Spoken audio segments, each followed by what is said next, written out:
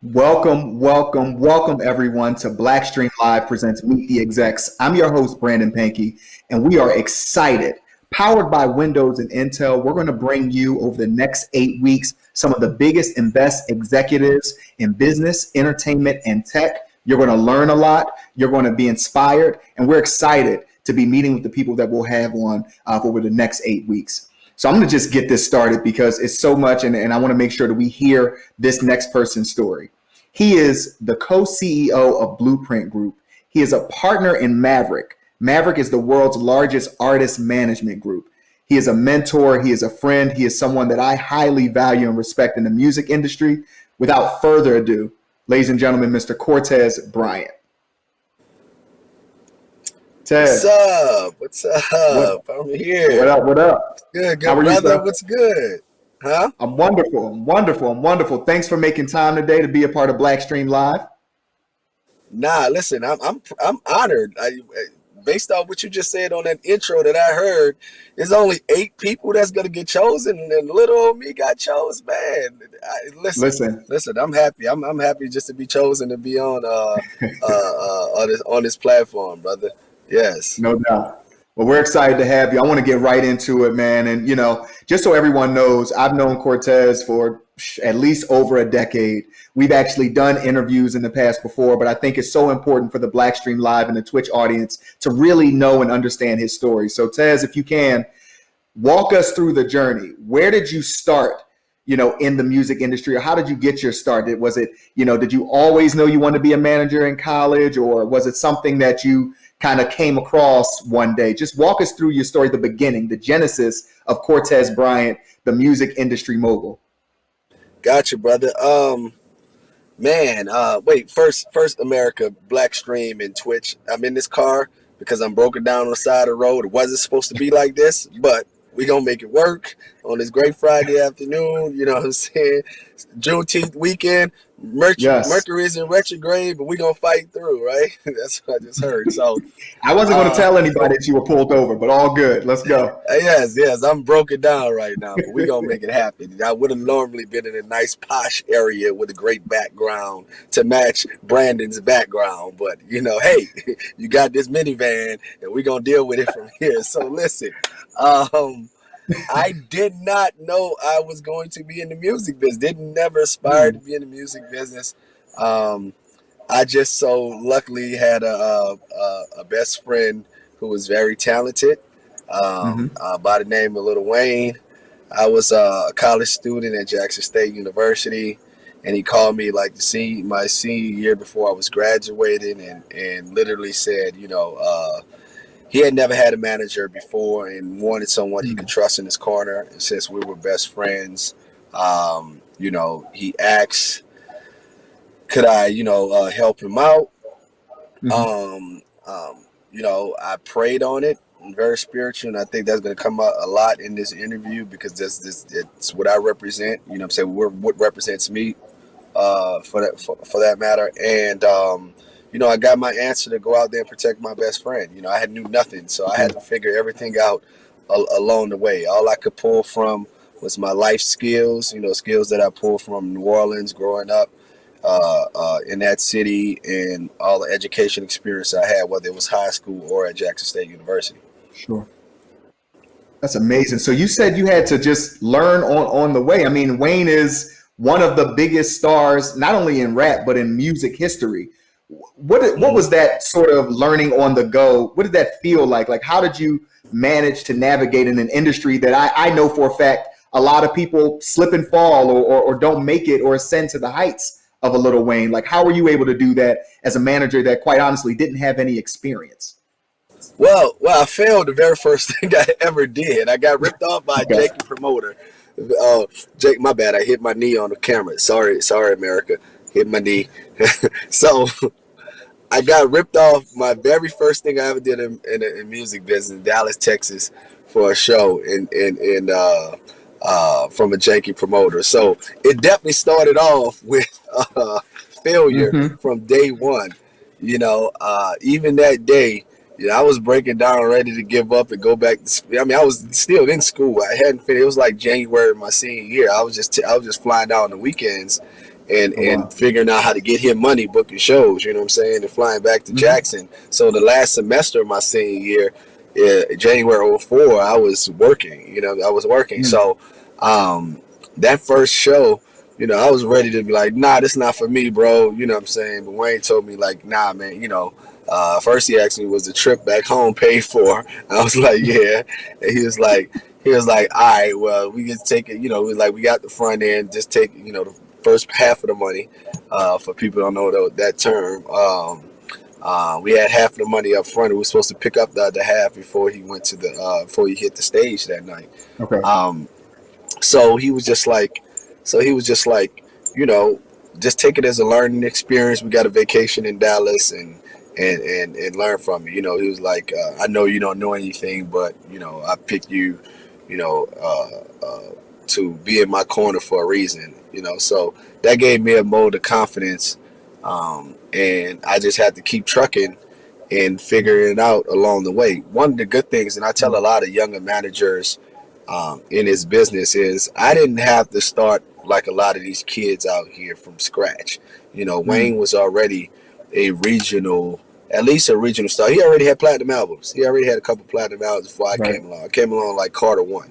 So '04, Carter 1 came out. So the beginning of that Carter series is when I kind of started with him. So he already had two platinum albums before I Mm. came along. So, you know, he had something to work with. I didn't have to figure out, I didn't have to figure out how to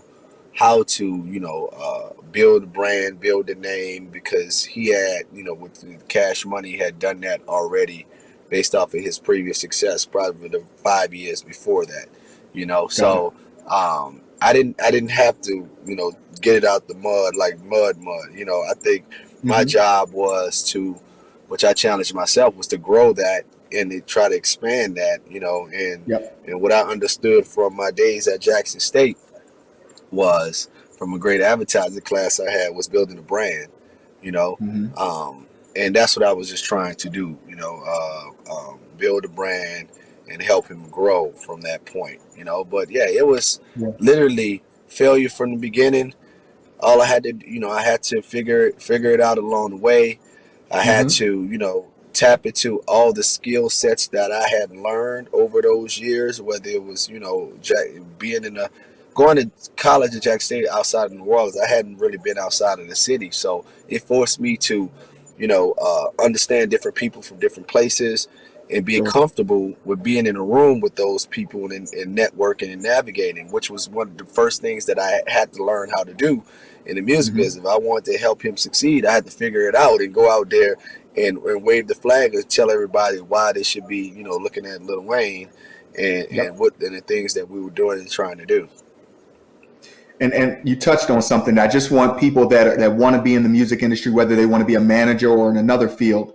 You talked about networking. You talked about making sure you knew people and met people, because I tell people all the time, 80% of this industry is about relationships. It's not necessarily about skill, because there's a lot of skilled individuals, but it's really about who you connect with, who you get to know and show and prove your worth.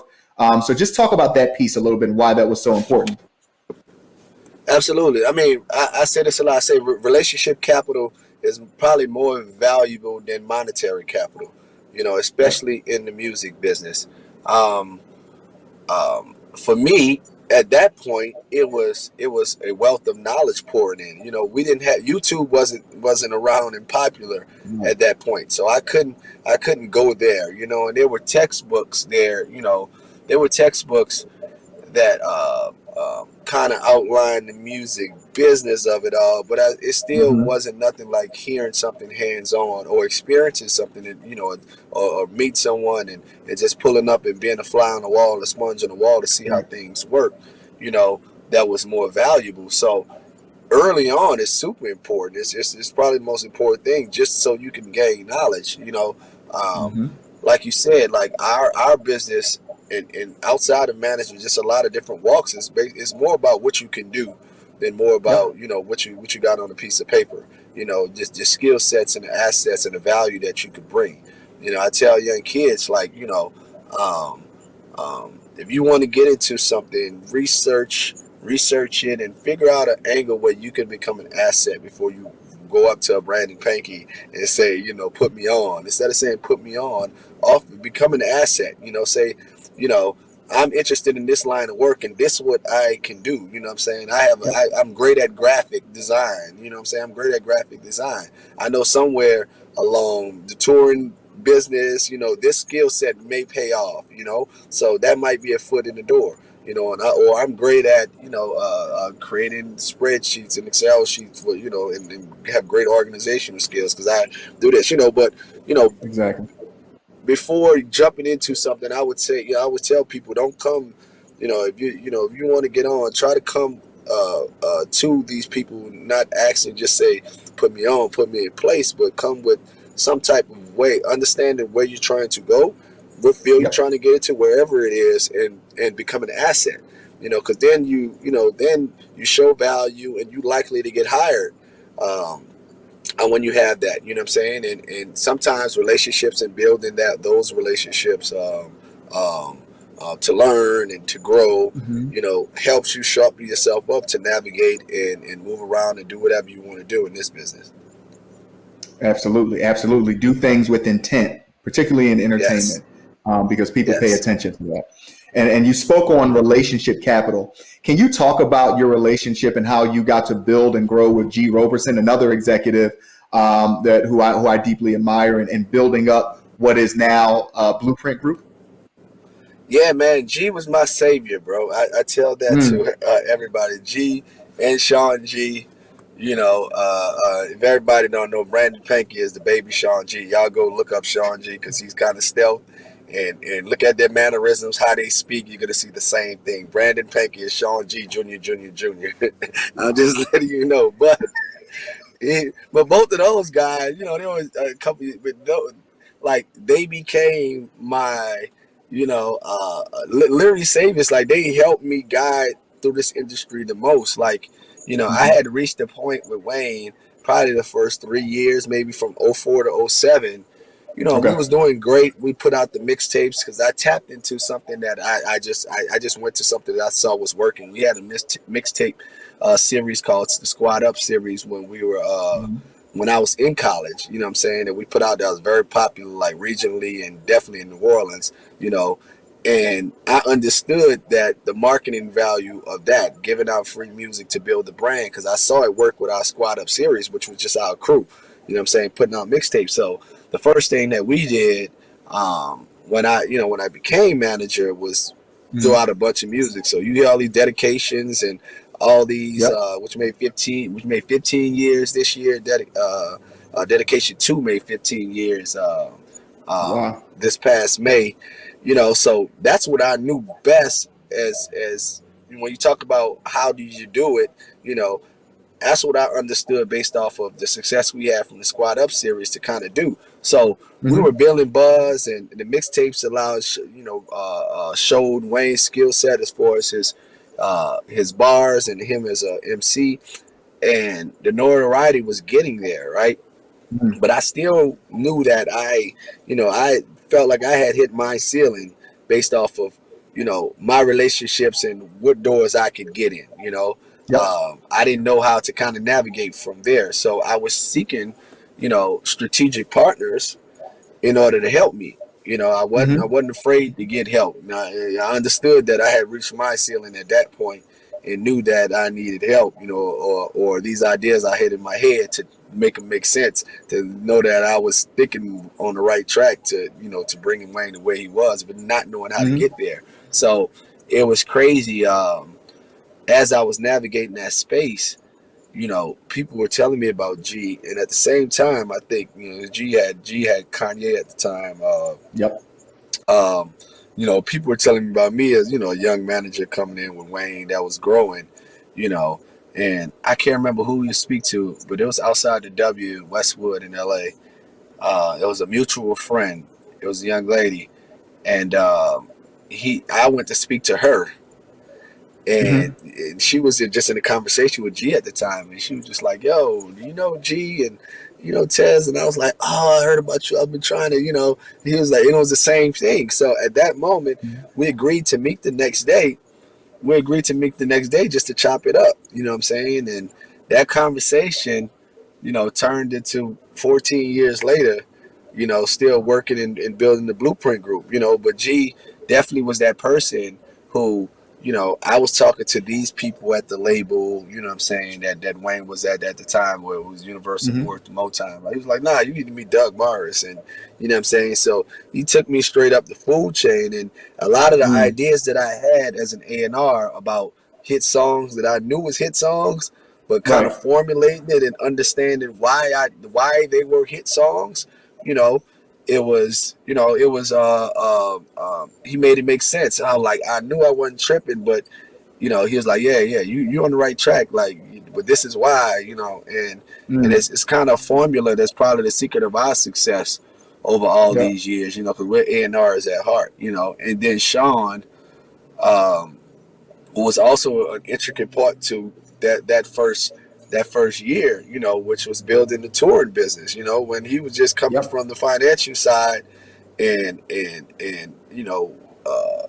working alongside the Roots and Jill, and started, diving heavily into the touring business and us understanding it and him guiding that ship, Mm-hmm. literally brought from the Kanye days and from building Kanye, he already had that blueprint of no pun, but you know, taking Kanye from down here to arena level artists, literally created our roadmap to success for our artists to, you know, go from wherever they were at that point to the Mm-hmm. amphitheater arena type artists, And the first thing we did, we was like, well, you gotta stop chasing the chitlin circuit, you know,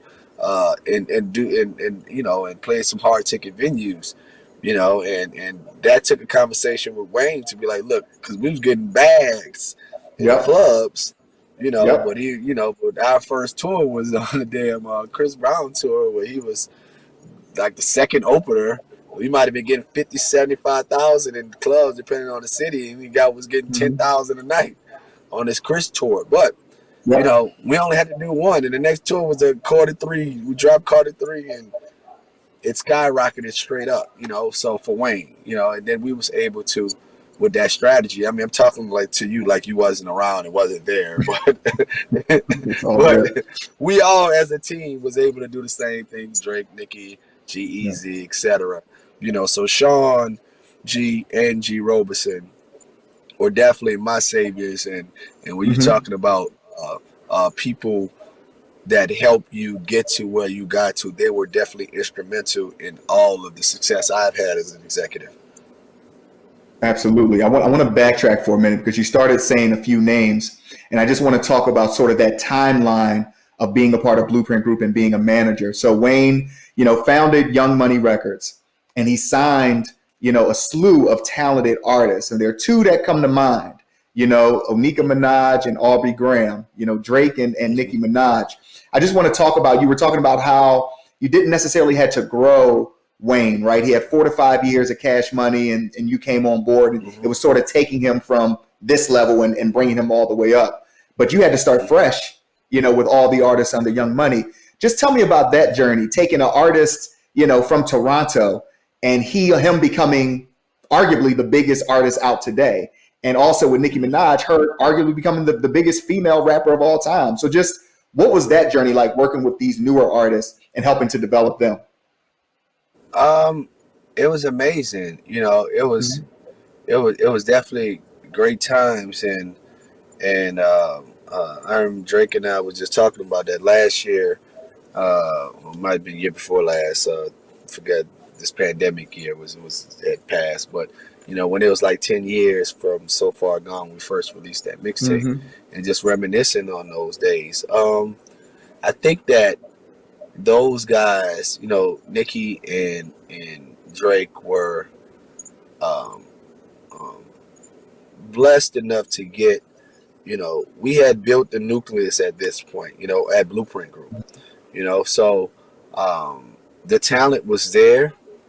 When Drake first came to the label and Nicki before we became their managers, I was just recruiting them for Young Money, because I wore the Young Money hat as a CEO of Young Money at that time, and And that's what it literally was. I had no intentions of managing anyone else until Right. Drake came to me one day in the studio. Before, like, yo, Taz, I want you to be my manager. Um, but other than that, I understood their superstar power because I tell a lot of people, you know, out here, if anybody on this Twitch network, BlackStream Live, y'all want to be artists, especially rappers, you know, it's a lot of people that could put words together. We have nursery Mhm. rhymes and we learn how to rhyme words at a very young age, Right. and digital technology has uh, enhanced it in a way to where as though everyone can literally put out music, because they have all these different distribution type platforms. It's not like it was when I started, where you had to go through a major label to get your music distributed. So um, so that means it's a little oversaturated. So Yeah. rapping, it doesn't impress me when it's not, and you could have bars and skills and not be a Hmm. superstar.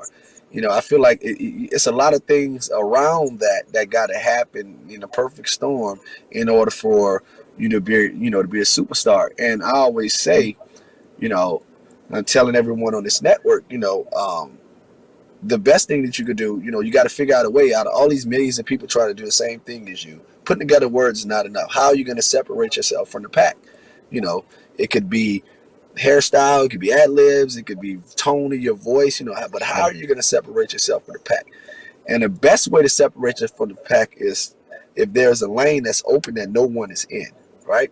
Mm. So with Drake and Nicki, I'm making the point, I'm bringing it back around. So Yep. with Drake and Nicki, there were lanes there that were open. So not only did I see the talent in them at that time, what I understood was, okay, there's no one like singing and rapping together right now, you know, Mm.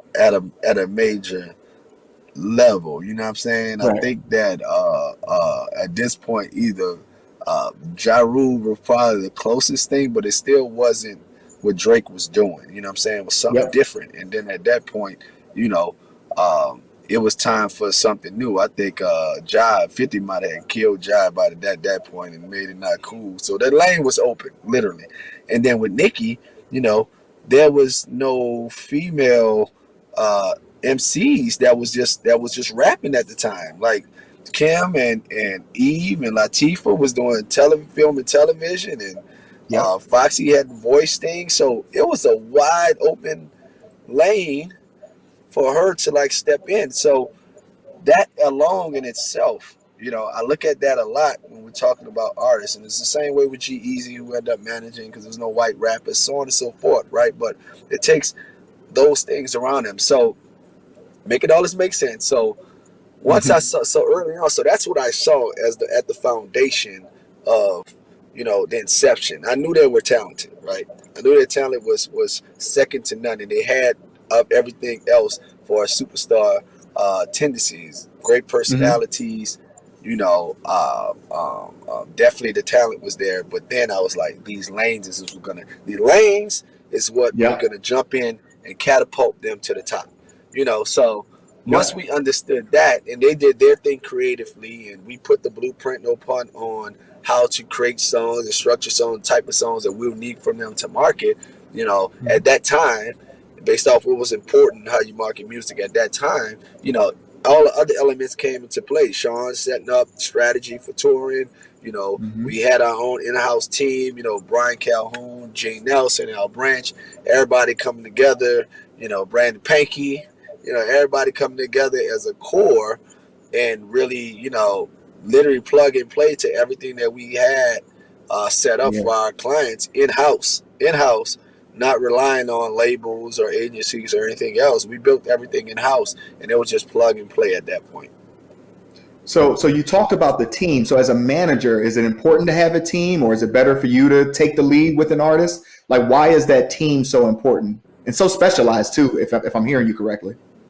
Yeah, absolutely. Listen, teams is very important for any artist that's out there, because you want to build, you want to bring people that's skilled in different areas. The great thing Hmm. about us as a team, none of us was selfish. None of us had to be the boss tycoon. and sit, Mhm. have egos. We understood each other's strengths. We Yep. understood how to collaborate, and when you have that, you could create a beautiful thing. And what we understood at that time, because we was in the business of the record business Hmm. transitioning from CDs to digital. So Yep. there was a lot of money being lost. It was a lot of cuts being made on the major label level. Budgets was being pulled back. They wasn't interested in developing and artists. So what I'm saying, and in that phase, artist development. So we knew that we couldn't put that into the hands of anyone else, and we had Right. to build from within. We had to build from within. So Sean was already touring finance guru. We were by trade a lot of the A&Rs. We had Al Branch that was already as marketing. We had Brian Hmm. come on, for his digital strategy, because that was sorry y'all. All I don't know good. what that was. So in this minivan, I don't know what that was, America. But so added Brian at a certain time. Brian shared. We got to film and television, and we just added pieces and then collaborated Yeah. at the same time, man. So teamwork makes the dream work. Like that, literally Yeah. is our, it was a secret sauce to us. I think I was the most, because of social media. Hmm. People kind of aligned me with those artists, that we Sure. were dealing with. But I always try to tell everybody it's a team. It was a team effort that Yep. built these guys. It wasn't just Taz. All of us, throwing ideas. Everybody could throw in ideas Hmm. at the table. That came and collaborated and made, and put a spark into all these Yeah. artists' careers and shaped them to where they were and brought them to where they were as superstars. Yeah. It made history while you were doing Yes. it. I want to, yeah, for real. No, I want to backtrack to something you said and challenge you a bit and just really ask. I mean, you said that, the thing with Nicki and with Drake, there were specific lanes open for both of those artists. You also said that currently there are a ton of artists that have multiple free distribution to get their stuff out now. So you can hear 80 million artists at any given time. Because there are so many artists now, do you still think there are lanes that are open, or everyone's kind of filled the lane, and where can new innovative artists really fit in it? Nah, I think it's lanes, like, because Okay. lanes could be, it could be fashion. It could be a sense of fashion, just something to stick you out from Yep. from everything. You know what I'm saying? Like it could be like Jeezy came with ad libbing, right? You know what I'm saying? And Duke Deuce, who I just left a couple days ago, this shoot with, who I decided to help on the management side. He's doing Hmm. Memphis crunk music. Which is Hmm. which is it's crazy because Brian Calhoun kind of A&R 3 6 Mafia first album, so it's kind of full circle. You got somebody on the team that Wait, wait, literally wait, was wait. there. Time out. Time out. You Brian didn't know that? Calhoun, A&R? I never knew that. You ain't never knew that? I promise you, Three I never Six knew that. That's Mafia. You get crazy. into Origin. He was A&R, but yeah, Okay. yes, I got to make some yes, calls after this interview. I got to make a couple calls. Okay. All yes, good. Go ahead. I didn't mean to cut you off. yes.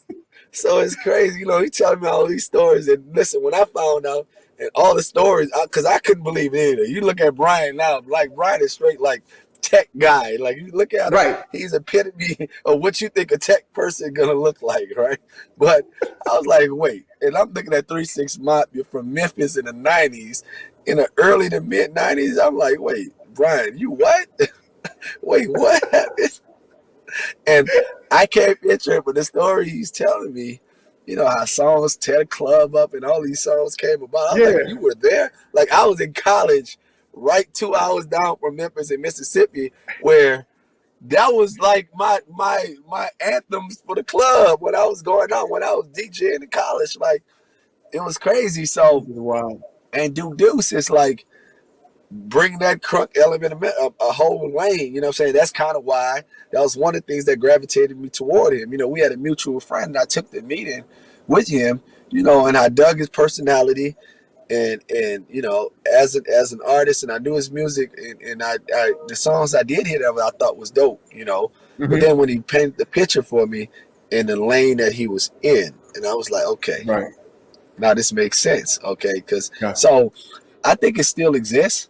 I think a person Hmm. got to find themselves. I think every artist got to understand that, you know, rapping and putting words together isn't good enough. Singing isn't Hmm. good enough. What are you going to do to separate you from everyone else? How are you going to Hmm. stand out? It could be a stage presence. It could be a show. You know what I'm Yep. saying? It could be how you come out on the set. Like, you know, you could be her and mysterious. Like, you could figure out ways to market yourself, or within your music, you know, to Right. separate yourself. So there's ways, and I think you have to do it to have, in my opinion, staying power and longevity. You know, anybody could catch a Mm. hit. Like, music is still music. You know what I'm saying? You catch a hit record, you could have you could have a level of fame, right? But for Hmm. buy-in, for people to tune into you, and you build that longevity, I think you have to have something that's really different that people really mess with you about. You know, No, you know what I'm for saying? So sure. you know, so that's my whole philosophy on it. So I have a question for you. You good? Yeah, yeah, I'm good. My bad. See, I'm sorry, America. I'm sorry. I'm sorry. I'm So gonna this keep is, this and on this is, but this is no, but this is the power of being live. He is on the side of the road there. while we're giving an interview, but he was so dedicated to being here that he was like, "I'm going to take this while my tire is flat." Yes, So I appreciate that. But no, I gotta. yes, yes. So you know, an artist can stand out, right? An artist can find their own lane. You know, you love them, you rock with them, but how do you actually find out about new artists? If I'm an artist, how do I get in front of a Cortez Bryant or in front of any of your partners at Blueprint Group? Oh man, that's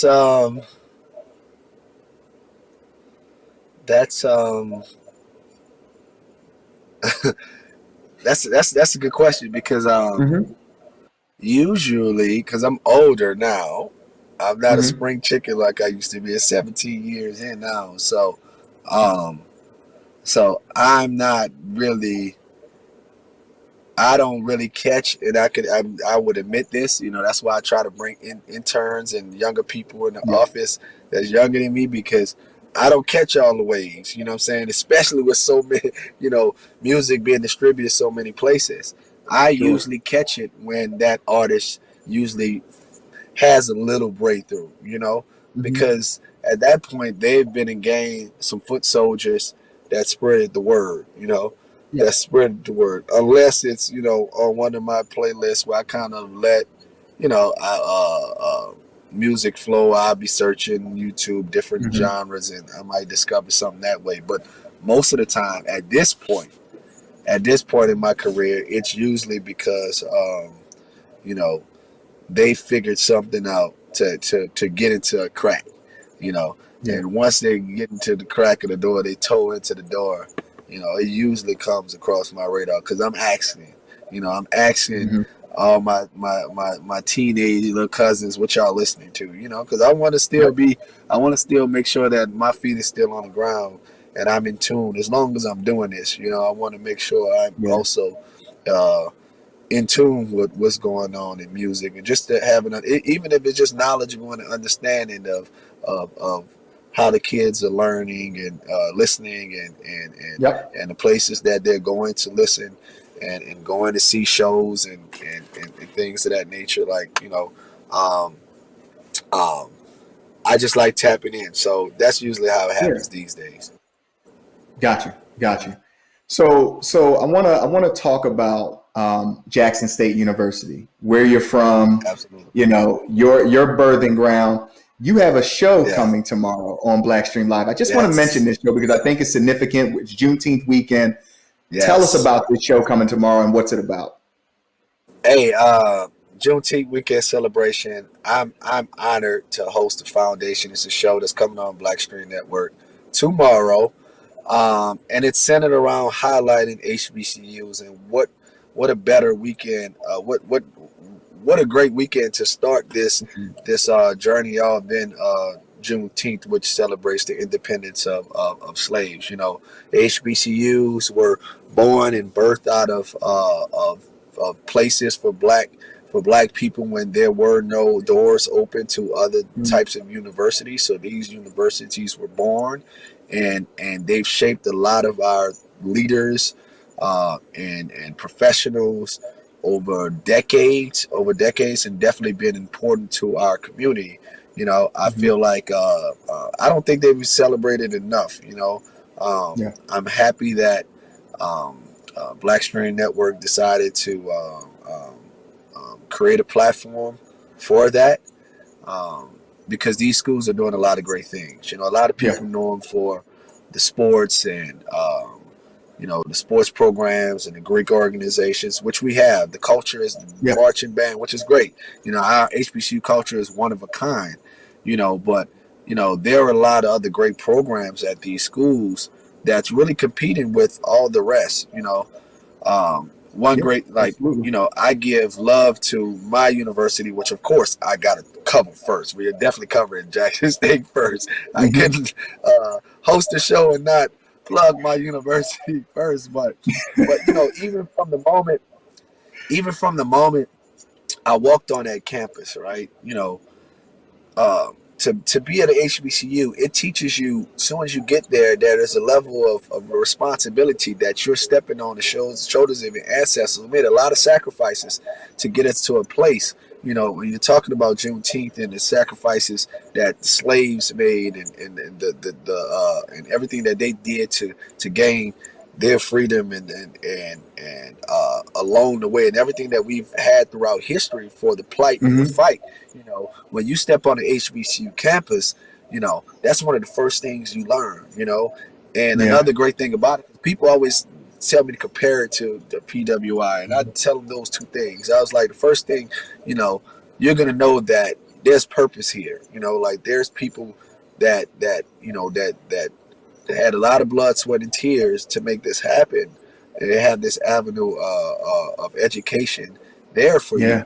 So you feel a sense of purpose when you step there. And the other thing is, you know, it feels like an extension from home. A lot of Yeah. the kids early on in those days, grew up in similar type situations. So, you get teachers and educators that understand in that environment, that understand how to teach the kids that come there from, how, from the same similar backgrounds that the black community had, unfortunately, what I'm saying, during those times. So you get instructors and educators that understand how to connect with the kids, so, and it feels like a family, it feels like a home away from home. So um listen, it's built a lot of bridges, and I'm just Yes. excited for it. I can't wait to highlight,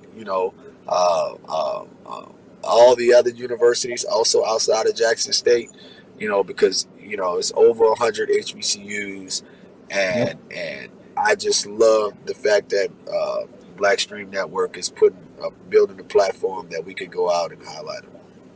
Yeah, it's super important for us, and I want to talk about that for a minute. So with HBCUs and just looking at life in general, right? Coming out of COVID, going through COVID, and through the pandemic. I mean, we noticed so much, so many charitable contributions towards so many important movements, toward HBCUs, toward Black Lives Matters, et cetera. Have you noticed the artist community or the executive community, this music management community, really giving back, supporting philanthropic initiatives? And is that something that you are passionate about in general? I'm Listen. That's definitely the driving force of my life right now is Hmm. uplift and uplifting and pouring back based off of everything I've gained for as work, life, Sure. relationships, and pouring back and uplifting the community. It's the reason why I'm also back teaching at my alma mater and trying to build a music degree program there. Yep. Um, um, um, you know. Uh, Creating an education technology program called Assemble, um, tagline assembled to be great. Was trying to bring everybody in one place to learn from, sort of like a master class to learn, but to Yeah. learn from Black innovators and people that look like us. That's purposeful, giving information and teaching us in ways that we can capture. We can learn how to, pathways to success in all different type of areas and arenas. You know, and also, building a curriculum from K through 12. Trying to Mm. figure out that, solve that problem with music and Yep. media as a catalyst to get these kids excited about education, and hopefully, pour that into them. So that's like every That's good. day for me. Like it's what's driving me the most. You know what I'm saying? Like Yeah. the music is still what it is. The business is still what it is. I still love it, but what's driving me the most is this pouring back into the community. As far as the music industry, you know, Yeah. um, I have seen couple, organizations like BBAC, Black Music Action Hmm. Coalition, that came about from artists and managers and executives coming together just to make sure that as these corporations were pouring this money out, that the funds were Sure. getting directed and uh, and uh, uh, and they were continuing that fight, not letting it be something that happened out of George Floyd's death and all these civil unrest, and making sure that it's a Hmm. continual thing in an organization that's going to continue to, you know, hold people accountable, and also try Hmm. to help build that gap and bridge to equality for Black people. Love that. I love that, man. And just remember, there's an educational program that you may know of that can help with the K to 12 Oh, curriculum for music oh yeah, yeah, education. Dash, absolutely, yeah, Dash But, already popping, yes. but that's a side conversation. That's not for this interview. Um, but no, I want to talk about inspiration, right? Because with Windows and Intel, you can work, in a variety of ways so that you can work the way that you want to, so that you can feel more inspired in anything that you do. Windows and Intel wants to know, where do you get your inspiration from? um, I get my inspiration from God. I know it sounds cliche, but that's Not cliche definitely at all. where it comes from. I've been spiritually grounded throughout this industry. A lot of people ask me, Tez, man, people that see me from high school say I'm the same person that I've been since I've been a kid. Um, because I've been spiritually grounded. So that faith and that grounding throughout this business, I feel like has protected me and led me to, although I bumped my head plenty of times, Hmm. always led me back to the right track, and I found my purpose. So and as long as I lived that purpose and had faith in that purpose, even though when some days it didn't seem like there was a way out or the light at the end of the tunnel, it was Yeah. that spiritual connection that drove me and guided me to keep going, and it always ended up Mhm. working out. So that's sort of my driving force for life. That's Yeah. like at the top. It's a lot of other great things around that, family, my son trying to leave legacy, going by. But at the top of that pyramid is Yeah. is kind of God, the creator, and me living within my purpose. No, I believe in that 1,000%. With God behind you, everything always works out. I just Absolutely. know that to be true. But Cortez, man, this has been awesome. And before you go, I just got one last question.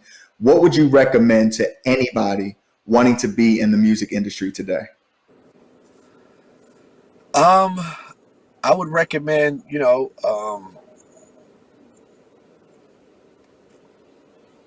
it has so many factors in the music business. 'Cause Hmm. I'm thinking like artist, executive, like, but okay. What I would Well, I'll do say this. is, I'll say this. I'm gonna simplify it. What would you recommend to anyone that wants to be a music manager, that wants to start the next Blueprint group? I would say go do it. Mm. Especially in management. Management is really, you don't have to. You know, I tell everybody, like, you don't really have to have something to be a manager. You know what I'm saying? For as some type of blueprint or roadmap. I didn't know anything when I got in here. You have something that you believe in, you're willing to go hard and form relationships and build and grow it, just go out there and do it. What I would tell everybody though, and I tell this is artists and this kind of relates to everyone in all different fields. This day and age, you know, we have the World Wide Web, right? We have access to a lot of information. You know, research, learn, it's there. Use what you have at your fingertips. There's a lot of ways you can connect with people. You can meet people, whether it's social media, you know, whether it's LinkedIn for the artists. If you want to get your music out there, you have all kinds of tools that you could use. Definitely, if you want to be in the music business, use the tools and the resources that you have out here. You have Meet the Execs. I didn't have that back then to help me navigate the music business. It's platforms like this that's allowing anyone who wants to be in this business to excel. So do your research, be a funnel and a sponge for knowledge, and then just go out there and take a leap of faith and do. And there it is. Cortez Bryant, co-CEO of the Blueprint Group, partner at Maverick. It has been beyond an honor, beyond a pleasure. Thank you, brother, for being a part of the first episode of Meet the Execs, exclusively on BlackStream Live. The first. Yes. Thank you, Tez. Right, you are. Oh, and everyone, make sure you tune in tomorrow and see Cortez Bryant on the first episode of The Foundation. The first school is Jackson State University. Goddamn thing. Yes, first time I hosted something, so I'm gonna be nervous. But hey, I'm talking about goddamn black community, black love. So I'm with it. So let's on Juneteenth weekend, 2 p.m. Eastern time. Thank you, Ted. The Foundation tomorrow. Yes, tune in. Peace, man. I mean, I don't know what else to say. That was an incredible interview with someone who has so much knowledge and so much love and passion for the music industry. I want to thank Cortez Bryant again for being here. I want to thank everybody for tuning in. I want to thank Windows and Intel for powering the first episode of Meet the Execs. It's only going to get better. It's only going to be more knowledge that you learn over the next 8 weeks. Thank you, everybody. Make sure you subscribe and follow BlackStream Live. We'll be back next week, same time. I look forward to speaking with you. I'm your host, Brandon Pankey, BlackStream Live, exclusively on Twitch. Meet the Execs. Take care, everyone.